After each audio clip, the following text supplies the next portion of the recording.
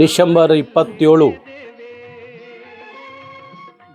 ಕರ್ನಾಟಕ ರಾಜಧಾನಿ ಎನಿಸಿಕೊಂಡಿರುವಂಥ ಬೆಂಗಳೂರಿನಲ್ಲಿ ಯಾವ ನಾಡಪ್ರಭು ಧರ್ಮಪ್ರಭು ಬೆಂಗಳೂರು ನಿರ್ಮಾತೃ ಕೆಂಪೇಗೌಡರು ಕಟ್ಟಿದಂಥ ಇವತ್ತೇನು IT. City, silicon city, cool city ಅಂತ ಏನು ಕರೀತಾರೆ ಬೆಂಗಳೂರನ್ನ, ಪ್ರಪಂಚದ ಅಂತಾರಾಷ್ಟ್ರ ಮಟ್ಟದ ನಗರಗಳಲ್ಲಿ ಒಂದಾಗಿರುವಂಥ ಬೆಂಗಳೂರು ಇವತ್ತು ಭಾಷಾ ಅಲ್ಪಸಂಖ್ಯಾತರಿಂದ, ಅದರಲ್ಲೂ ಉತ್ತರ ಭಾರತೀಯವರಿಂದ ತುಂಬಿ ತುಳುಕುತ್ತಿರುವಂಥ ಬೆಂಗಳೂರು ನಗರವನ್ನು ರಕ್ಷಣೆ ಮಾಡ್ಕೋಬೇಕಾಗಿದೆ. ಕನ್ನಡಿಗರ ಸಾಮ್ರಾಜ್ಯವಾಗಿದ್ದಂಥ ಅಪ್ಪಟ ಕನ್ನಡದ ದೊರೆ ಕೆಂಪೇಗೌಡರು ಕಟ್ಟಿದಂಥ ಬೆಂಗಳೂರನ್ನ ಈ ಭಾಷಾ ಅಲ್ಪಸಂಖ್ಯಾತರಿಂದ ಉಳಿಸ್ಕೊಳ್ಳುವಂಥ ಪ್ರಯತ್ನವನ್ನು ಕರ್ನಾಟಕ ರಕ್ಷಣಾ ವೇದಿಕೆ ಮಾಡಲಿಕ್ಕೆ ಹೊರಟಿರುವಂಥದ್ದು. ಇವತ್ತು ನಾವೆಲ್ಲ ನೋಡ್ತಾ ಇದ್ದೀವಿ, ಕೇವಲ ಬೆಂಗಳೂರು ಅಷ್ಟೇ ಅಲ್ಲ, ಜಿಲ್ಲಾ ಮಟ್ಟದಲ್ಲಿ, ತಾಲೂಕು ಮಟ್ಟದಲ್ಲಿ, ಒಂದು ಹೋಬಳಿ ಮಟ್ಟಕ್ಕೆ ಹೋದರೂ ಸಹ ಅಲ್ಲಿ ಹಾರ್ಡ್ವೇರ್ ವ್ಯಾಪಾರವನ್ನು ಒಬ್ಬ ಮಾರ್ವಾಡಿ ಮಾಡ್ತಾನೆ, ಒಂದು ಚಿನ್ನ ಬೆಳ್ಳಿ ಅಂಗಡಿಯನ್ನು ಒಬ್ಬ ಮಾರ್ವಾಡಿ ಮಾಡ್ತಾನೆ, ಕಬ್ಬಿಣ ಸಿಮೆಂಟ್ ಅಂಗಡಿಯನ್ನು ಒಬ್ಬ ಮಾರ್ವಾಡಿ ಮಾಡ್ತಾನೆ. ಎಲ್ಲ ಥರದ ವ್ಯಾಪಾರ ವ್ಯವಹಾರಗಳನ್ನು ಹೋಬಳಿ ಮಟ್ಟದಲ್ಲೂ ಸಹ ಕನ್ನಡಿಗರ ಬದುಕನ್ನು ಕಿತ್ಕೊಂಡಿರುವಂಥದ್ದನ್ನ ನಾವು ಗಮನಿಸ್ತಾ ಇದ್ದೀವಿ. ಅದಕ್ಕಾಗಿ ಕನ್ನಡಿಗರನ್ನು ಜಾಗೃತಿ ಮೂಡಿಸ್ಬೇಕು. ಇವತ್ತು ರಾಜ್ಯ ಸರ್ಕಾರ ಒಂದು ಆದೇಶ ಮಾಡಿದೆ, ಯಾವುದೇ ಅಂಗಡಿ ಮುಂಗಟ್ಟುಗಳ ಮೇಲೆ, ಮಾಲುಗಳ ಮೇಲೆ ಕನ್ನಡವನ್ನು ಪ್ರಥಮ ಭಾಷೆಯಾಗಿ ನಾಮಫಲಕದ 65% ಕನ್ನಡವನ್ನು ಬಳಸಬೇಕು ಅಂತ ಹೇಳಿ ಕರ್ನಾಟಕ ಸರ್ಕಾರ ಆದೇಶ ಮಾಡಿದೆ. ಹಾಗೆ ಬೃಹತ್ ಬೆಂಗಳೂರು ಮಹಾನಗರ ಪಾಲಿಕೆಯೂ ಸಹ ಅದೇ ರೀತಿಯ ಆದೇಶವನ್ನು ಇವತ್ತು ಹೊರಡಿಸಿದೆ. ಕನ್ನಡದ ನಾಮಫಲಕವನ್ನು ಬಳಸದೆ ಹೋದರೆ ಅವರಿಗೆ 5,000 ರಿಂದ 10,000 ರೂಪಾಯಿ ದಂಡ ಮತ್ತೆ 3 ತಿಂಗಳು ಜೈಲುವಾಸ ಅನುಭವಿಸಬೇಕು ಅನ್ನುವ ಆದೇಶವನ್ನು ಮಹಾನಗರ ಪಾಲಿಕೆ ಹೊರಡಿಸಿರುವಂಥದ್ದು. ಇತ್ತೀಚೆಗೆ ನಾವು ಬೆಂಗಳೂರಲ್ಲಿ ನೋಡ್ತಾ ಇದ್ದೀವಿ, ಎಲ್ಲೂ ಸಹ ಕನ್ನಡದ ಬಳಕೆ ಆಗ್ತಾ ಇಲ್ಲ. ಆದರೂ ಸಹ ಎಲ್ಲೋ ಬೇಕಾಬಿಟ್ಟು ಕನ್ನಡವನ್ನು ಬಳಸುವ ವಿಚಾರವನ್ನು ನಾವು ಮಾಲ್ಗಳಲ್ಲಿ, ದೊಡ್ಡ ದೊಡ್ಡ ಕಾಂಪ್ಲೆಕ್ಸ್ಗಳಲ್ಲಿ ನೋಡ್ತಾ ಇದ್ದೀವಿ. ಹಾಗಾಗಿ ಹೀಗೆ ಬಿಟ್ಟರೆ ಕನ್ನಡದ ಅಳಿವು ಉಳಿವಿನ ಪ್ರಶ್ನೆ ಭಾರಿ ಕಷ್ಟ ಆದತ್ತು.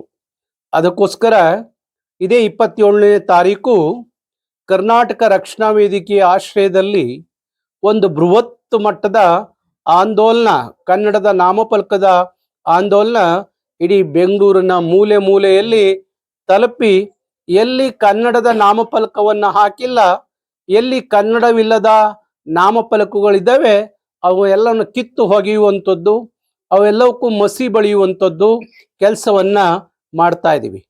ಈಗ ಬೆಂಗಳೂರಿನಲ್ಲಿ ಮಾಲ್ ಆಫ್ ಏಷ್ಯಾ ಅಂತ ಹೇಳಿ ಒಂದು ಬೃಹತ್ ಗಾತ್ರದ ಒಂದು ಮಾಲು ಪ್ರಾರಂಭ ಆಗಿದೆ. ಅಲ್ಲಿ ಒಂದು ಅಕ್ಷರವೂ ಕನ್ನಡ ಇಲ್ಲ, ಎಲ್ಲ ಇಂಗ್ಲಿಷ್ಮಯವಾಗಿದೆ.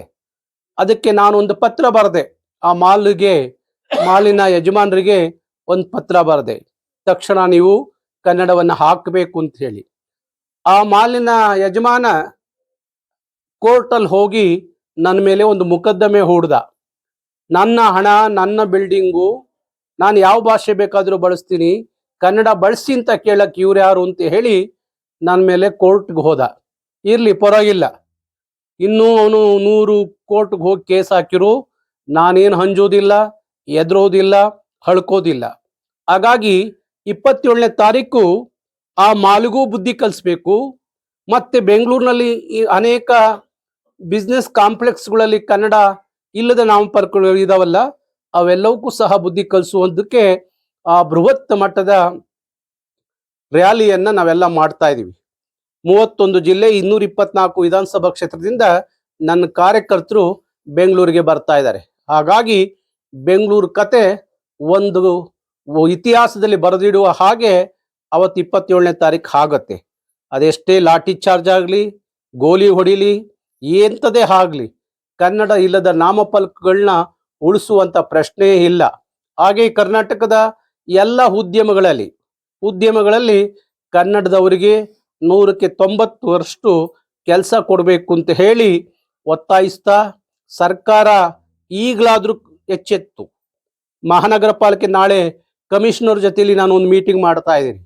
ಅವರಿಗೆ ಕಾನೂನು ಏನು ಮಾಡಿದ್ದಾರೆ ಆ ಕಾನೂನಿನ ಅಡಿಯಲ್ಲಿ ತೀರ್ಮಾನವನ್ನು ತಗೋಬೇಕು. ಯಾರು ಕನ್ನಡದ ನಾಮಫಲಕ ಹಾಕಿಲ್ಲ ಅಂಥವರ ಬಗ್ಗೆ ಕಠಿಣವಾದ ಕ್ರಮ ತಗೋಬೇಕು ಅಂತ ಹೇಳಿ ಒತ್ತಾಯಿಸಲಿಕ್ಕೆ ಬೆಂಗಳೂರು ಮಹಾನಗರ ಪಾಲಿಕೆ ಕಮಿಷನರ್ ಜೊತೆಯಲ್ಲಿ ನಮ್ಮ ರಾಜ್ಯ ಪದಾಧಿಕಾರಿಗಳು ಒಂದು ಸಭೆಯನ್ನು ನಡೆಸ್ತಾ ಇದ್ದೀವಿ. ಹಾಗಾಗಿ ಹೆಚ್ಚು ಹಾಸನ ಜಿಲ್ಲೆಯಿಂದ ಸುಮಾರು 100 ವಾಹನಗಳಲ್ಲಿ ಬೆಂಗಳೂರಿಗೆ ಬರ್ತಾ ಇದ್ದಾರೆ. ಆ ಎಲ್ಲ ಗೆಳೆಯರನ್ನ ನಾನು ಸ್ವಾಗತಿಸ್ತೀನಿ. ಏನೇ ಆಗಲಿ ಕನ್ನಡದ ವಿಚಾರ ಬಂದಾಗ ಒಂದು ಮಾತಿದೆ, ಆಜ್ಞೆ ಮಾಡೋ ಹೈಗಳೆಲ್ಲ ದೇವರೇ ಆಗಲಿ, ಎಲ್ಲ ಕನ್ನಡ ಸುದ್ದಿಗೆ ಏನಾದರೂ ಬಂದರೆ ಮಾನ ಉಳ್ಸಕ್ಕಿಲ್ಲ ಅನ್ನೋ ಮಾತು ಇದೆ. ಹಾಗಾಗಿ ನಾಲ್ಗೆ ಸಿಡಿಸಿ ಬಾಯಿ ಹೊಲ್ಸಾಕಿರು ಮೂಗಲ್ ಕನ್ನಡ ಪದ ಹಾಡ್ತೀನಿ, ನನ್ನ ಮನಸ್ಸು ನೀನು ಕಾಣೆ ಅಂತ ಹೇಳುವಂಥ ರಾಜರತ್ನಂ. ಹಾಗೆ ಪುಟ್ಟಪ್ಪನವರು ಕುವೆಂಪು, ನಾನು ಕನ್ನಡದ ವಿಚಾರದಲ್ಲಿ ಯುದ್ಧ ಟ್ಯಾಂಕರ್ ಇದ್ದಾಗೆ ಅಡ್ಡಿ ಬರಬೇಡ್ರಿ, ಅಪ್ಪಚ್ಚಿ ಆಗ್ಬಿಡ್ತೀರಿ ಅನ್ನುವ ಮಾತಿನಂತೆ ನಾವೆಲ್ಲರೂ ಸಹ ಅವತ್ತು ಬೃಹತ್ ರ್ಯಾಲಿಯಲ್ಲಿ ಪಾಲ್ಗೊಳ್ಳೋಣ. ಕನ್ನಡವೇ ಸತ್ಯ, ಕನ್ನಡವೇ ನಿತ್ಯ ಅನ್ನೋದನ್ನ ತೋರಿಸ್ಕೊಡ್ಬೇಕಾಗತ್ತೆ.